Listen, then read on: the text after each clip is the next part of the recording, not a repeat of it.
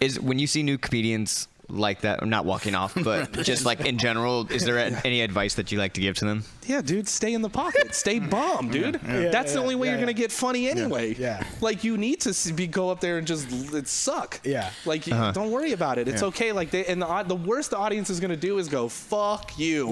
Or they're going to, I did just see that woman, I just saw on Twitter today, some girl, I don't know where she was at, they threw a beer at her. And I was like, eesh, that was fucked up. I can't remember her name, but it was. It's disrespectful to walk out on the audience. I feel like, dude, they're still watching you even though you suck. Like, right. That's give them a fucking show. You could give them the out, right? Yeah. Especially, I mean, they're gonna laugh afterwards at how bad you bombed. Right. It's still entertainment. Could you give us more things to talk shit about you for? Yeah, right. Right. How long you stay? Right. And I guess we're still talking about you, so. Yeah. Or all publicity is good publicity in that way. Just go in that way. Not, right, like not in life. Right, like I would just say stay in the pocket. Like you're not gonna always be funny. So just stay there. It's okay. Yeah. If you really think every night you're gonna be the most hilarious person on the planet, you're a delusional asshole, and you probably shouldn't be doing stand up already. What's your worst bombing story, bro? He's like, I've never bombed. I've bombed so many.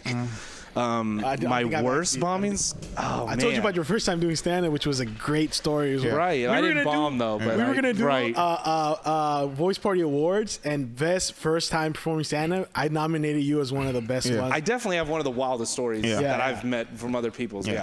Don't invite your mom to your comedy. The opening of the comedy club. Oh, she won't come anyway. Yeah.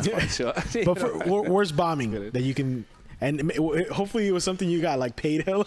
Yeah, I feel like well, that's a good one. Yeah, definitely. I did a corporate one time for DoubleTree for the Hilton, and they had the whole HR sit like basically like it's just me and you, like they're front row like this, and there's six HR people, right? And then like America's Got Talent. And then the very back table in the far corner of the room was all the cleaning people. Oh shit! Right, and they were all Mexican ladies. You know what I mean? Right. It was in Modesto, and I went up and I made mention of it. Like I'm like, really, you gonna sit these fucking unfunny like HR people right up front? Oh, these people, they don't, why would you even have them at the comedy show? Yeah. And then like it's the exact opposite of where you put it. HR. Like I did a joke, and they just stonewalled me. Something about Mexicans, and then the Mexican lady started laughing. And then I was like, yeah, of course you can put the cleaning ladies in the shadows. You know, I started bringing that stuff up, dude. The guy cut me it got silent after a while, and then at the end, I just remember the guy coming up and giving me the check, and he goes, yeah, that'll be our last time. They see him punk. Yeah, the HR people are just sitting there thinking about all the ways to write you up, and they're like, oh no, he doesn't work for us. Oh, that's right, he's contracted.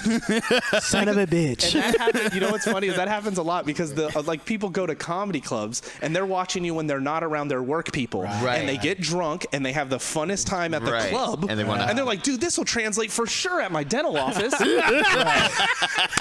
And then there's just some poor lady that shows up that fucking prays to Jesus every day and thinks that, you know, is not, doesn't know of any murders going on in the planet, and just that's funny. Shows up and they're like, dude, this guy Anthony's funny. Did you stick around afterwards?